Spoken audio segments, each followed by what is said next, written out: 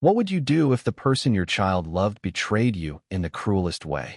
Eleanor, 68, had lived a life of quiet sacrifice. After her husband passed, she moved in with her son, David, and his wife, Claire, in their suburban home. It was a practical choice. Her heart condition required daily medications, and her pension couldn't cover both her medical bills and a place of her own.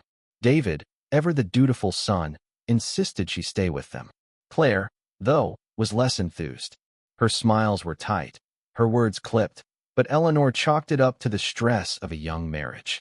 She kept to her corner of the house, tending to her small herb garden, grateful for the roof over her head. The first sign of trouble was subtle. Eleanor's pills vital for her arrhythmia began disappearing. A bottle here, a strip there. She blamed her memory, her age. But one evening, she caught Claire in the act, tossing an entire month's supply into the kitchen trash. "These are just placebos, Eleanor."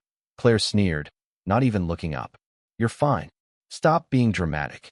Eleanor's heart raced, not just from shock, but from the danger of missing her doses.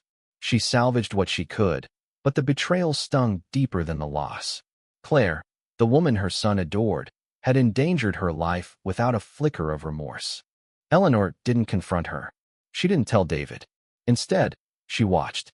Claire's resentment wasn't just about the pills. It was the late-night arguments. Eleanor overheard Claire complaining about the old lady cramping their style, draining their finances. David, torn between his wife and mother, defended Eleanor weakly. It broke her heart to see her son so conflicted, but it also lit a fire in her. She wasn't helpless. Not yet. Then came the twist. A letter slipped under her door and signed but in a shaky, unfamiliar hand. It read, "Check the garage. She's hiding more than you think." Curiosity warred with dread as Eleanor crept into the garage late one night. Behind a stack of boxes, she found a locked cabinet. With a hairpin and determination, she opened it to reveal not just her discarded medications, but stacks of cash, jewelry, and documents, evidence of Claire's secret side hustle selling prescription drugs, including Eleanor's. The betrayal wasn't just personal, it was calculated, profitable. The letter's author? Likely Mrs. Hensley, the nosy neighbor who'd always disliked Claire but never spoken up. Eleanor didn't need to know for sure. The truth was enough. She could have gone to the police. She could have told David everything. But Eleanor chose a different path, one that would hit Claire where it hurt most. Years ago, when David and Claire bought their house, Eleanor had quietly paid off half their mortgage, a gift to her son's new life.